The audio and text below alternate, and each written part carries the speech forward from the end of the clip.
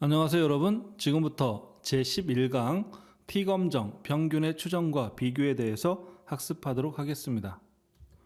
본강의 학습 내용은 첫 번째 T검정의 이해이고요. 두 번째 일표본 T검정의 수행과 결과 해석, 세 번째 대응표본 T검정의 수행과 결과 해석, 네 번째 독립표본 T검정의 수행과 결과 해석에 대해서 학습하는 거로 하겠습니다.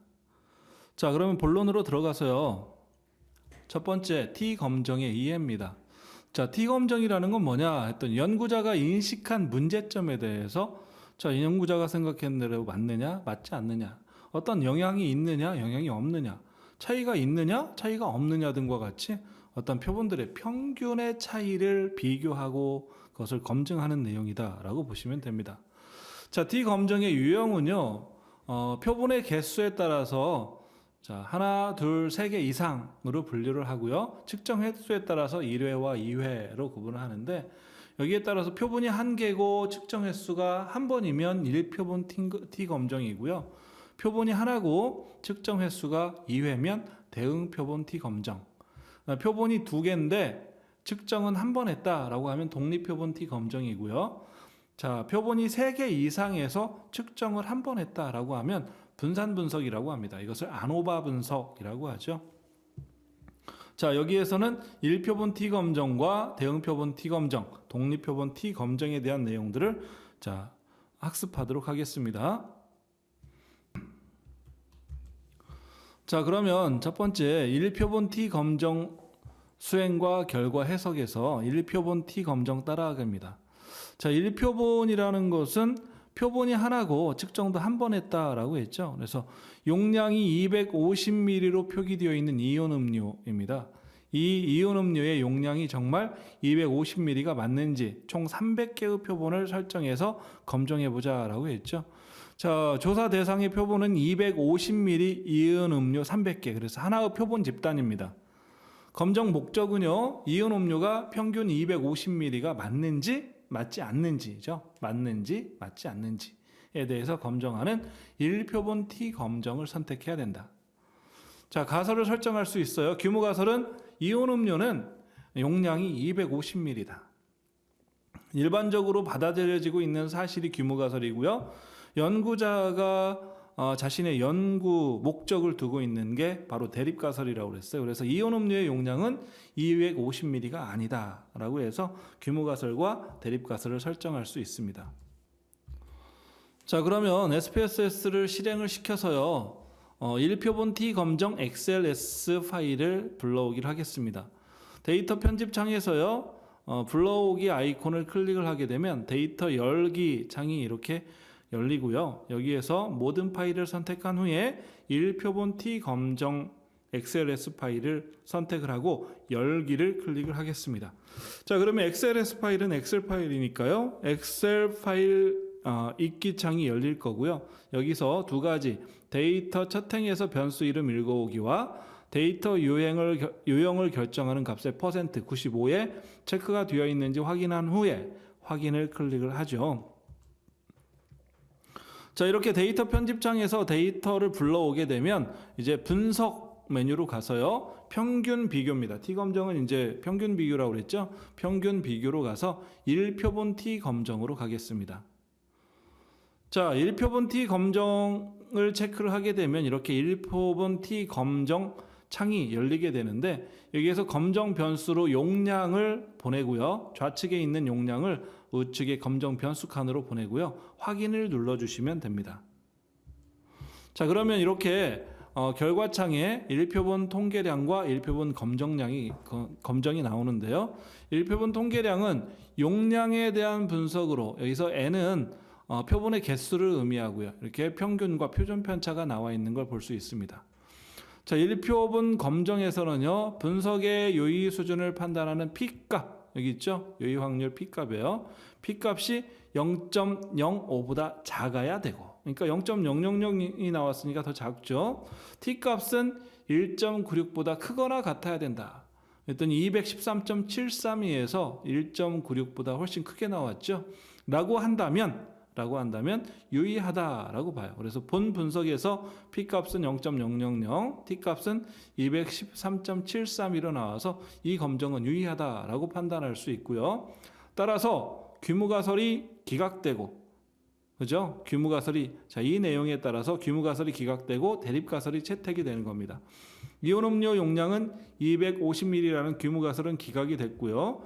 평균이 244.650이고, 자, 95% 신뢰 수준에서, 그죠? 여기 보시면 95% 신뢰 수준에서 하한이 242.40이며 상한이 246.90이기 때문에 이 음료는 250ml보다 적다라고 판단할 수 있는 대립가설을 채택할 수 있습니다.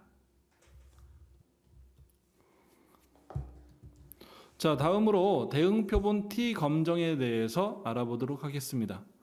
자, 연구 문제를 보시면 최근 제약회사에서는 체중 감량 효과가 있는 건강식품을 개발하는 데 성공했다고 한다. 신청자 100인을 표본으로 선정해서 복용 전과 복용 후에 체중 변화를 조사하고 이 건강식품이 정말 체중 감량에 효과적인가를 확인해 보자라고 했습니다. 자, 그러면 어떠한 분석 방법을 활용할 거냐를 위해서 우선 문제를 파악을 해야 돼요.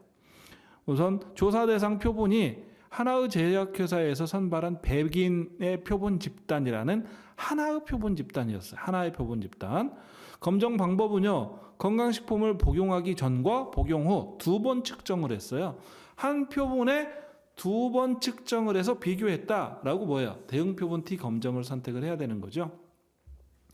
자, 그리고 가설을 설정하게 되는데 규모가설과 대립가설을 설정해야 돼요. 규모가설은 일반적인 사실이에요. 그래서 건강식품의 복용은 체중 감량에 효과가 없다라는 거고요. 대립가설은 연구자가 검증하고자 하는 내용이죠. 건강식품의 복용은 체중 감량에 효과가 있다라고 설정을 했습니다. 자, 그래서 대응표본 T 검정을 실행을 해보죠. 우선 SPSS를 실행을 하고요. 데이터 편집창이 열리면 자, 여기서 파일 열기 아이콘을 클릭을 해서 모든 파일 유형을 모든 파일로 선택을 하고요. 대응표본 T 검정 .xls 파일을 선택한 후에 열기를 클릭을 하겠습니다. 그러면 확장자가 엑셀 파일이기 때문에 엑셀 파일 읽기 창이 열리게 되고요. 여기에서 데이터 첫 행의 변수 이름 읽어오기와 데이터 유형을 결정하는 값의 %에 체크가 되어 있는지 확인한 후에 확인을 클릭을 하겠습니다.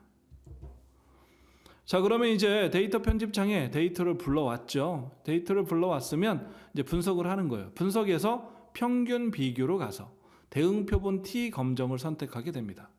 그러면 대응표본 T 검정 창에 이렇게 자, 창이 열리고요. 좌측에 있는 복용 전과 복용 후라는 두 가지를 선택을 해서, 그죠? 우측으로 보냅니다. 우측으로. 그러면 이렇게 자, 우측으로 복용 전과 복용 후가 오고요. 여기서 확인을 클릭해 주시면 됩니다. 그러면 대응표본 통계량과 대응표본 상관계수가 나오는데요. 대응표본 통계량에서는 복용 전후의 대응에 대한 분석입니다. 그래서 평균이 나와 있고요. 표준 편차가 나와 있고, 그다음 표본의 개수, 그죠? 100개가 나와 있습니다. 그다음에 대응 표본 상관계수에서는요, 복용 전후의 상관관계를 설명을 하죠. 그래서 여기서는 87.1%의 유사성을 갖고 있는 것으로 확인이 됐고요. 이에 대한 유의 확률도 0.000으로 확인이 됐다. 중요한 건 바로 이 부분이죠. 대응 표본 검정입니다. 이 부분이 중요해요. 여기서 먼저 뭘 확인해야 돼요? P값과 T값을 확인해야 된다라고 했습니다. P값은 0.05보다 작아야 한다. T값은 1.96보다 크거나 같아야 한다라고 했어요. 그래서 P값이 0.05보다 작고 T값은 1.96보다 크기 때문에, 그죠? 이 검정은 유의한 걸로 판단할 수 있어요. 그래서 자, 건강식품의 복용은 체중 감량에 효과가 있다라는 대립가설이 채택이 됐고요. 평균값을 확인해 보면 3.620. 그 다음에 복용 전 평균값은 73.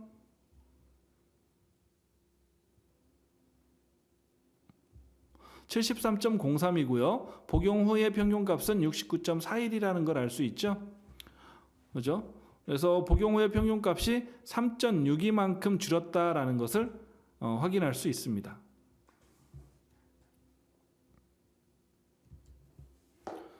자, 다음으로 독립표본 T 검정의 수행과 결과 해석입니다. 독립표본 T 검정 따라하기를 한번 보시면 연습 문제에서 A사의 알카라인 배터리와 B사의 알카라인 배터리의 용량을 비교해보자라고 했어요. 검정을 위해서 표본 100개를 설정하고요. 각각 배터리로 동일한 장난감을 작동시키고 작동 시간을 비교해보자라고 했죠. 분석 방법을 선택해야 되니까 어떠한 분석법을 선택해야 되느냐 그걸 알아야 되니까 우선 문제에 대한 파악이 필요합니다. 그러면 조사 대상 표본이 몇 개냐? A사와 B사였어요. 그죠? 배터리 제조사 두 곳에서 각각 선별한 100개의 배터리. 그래서 2개의 표본이고요. 검정 방법은 A사와 B사의 배터리를 장착해서 장난감 작동 시간을 측정했습니다. 그래서 비교를 했죠. 그러니까 두 제조사 표본이 2개고요. 한 번 측정을 한 거예요. 그래서 그 차이를 확인했죠. 그랬더니 독립표본 T 검정을 선택해야 된다라는 걸 알 수 있습니다. 자, 가설을 설정해야 되죠. 규모 가설은 제조사 간의 배터리 수명에는 차이가 없다라는 일반적인 내용을 규모 가설로 채택을 하고요.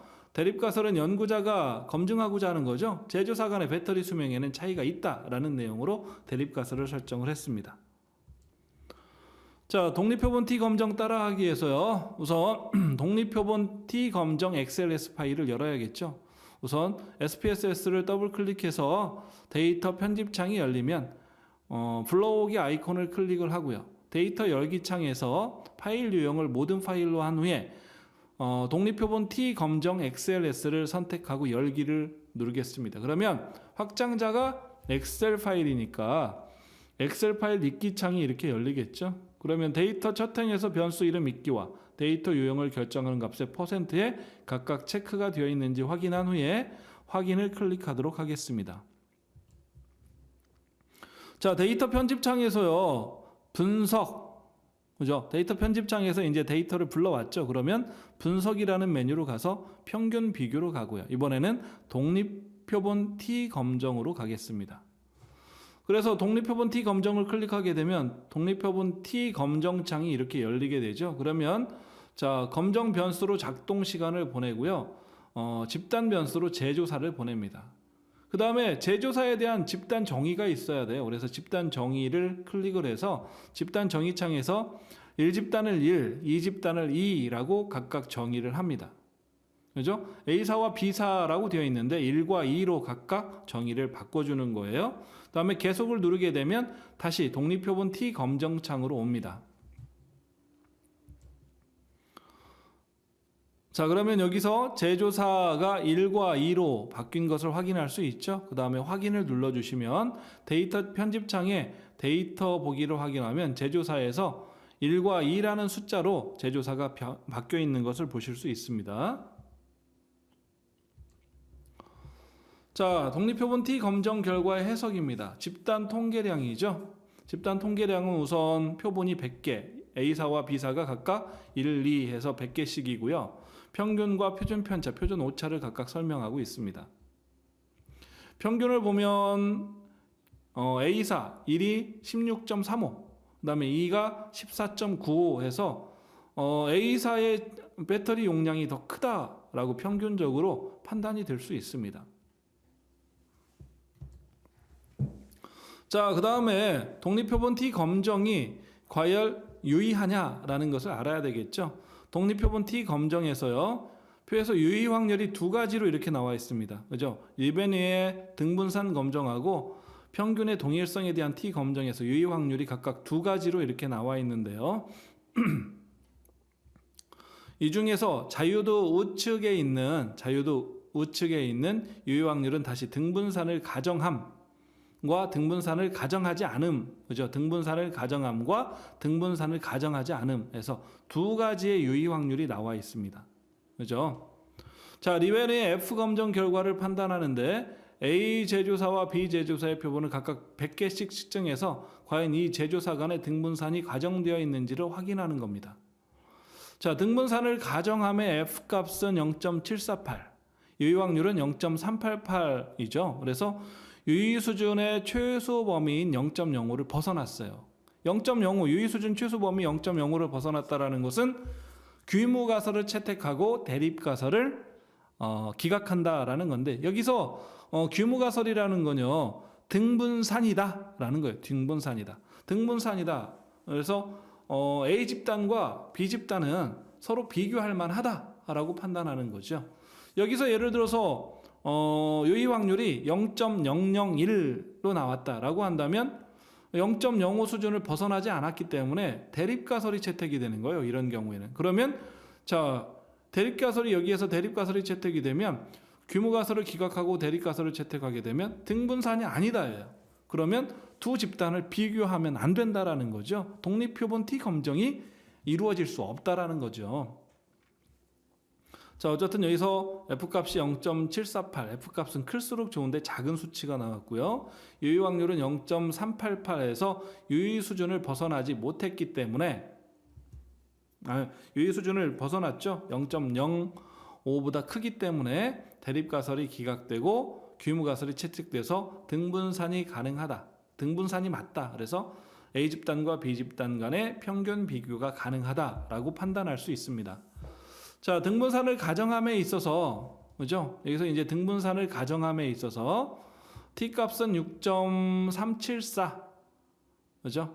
그 다음에 T 값의 절대값이 1.96보다 커야 되고, 그 다음에 P 값은 0.000에서 0.05보다 작아야 그 유의 수준 범위 내에 있다라고 보는데 모두 유의 수준 내에 있죠. 그래서 제조사 간의 배터리 수명에는 차이가 있다라는 대립가설을 채택할 수 있습니다.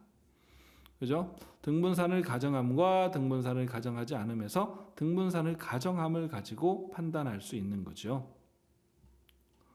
자, 이렇게 해서 T 검정을 모두 마치도록 하겠습니다. 수고하셨습니다.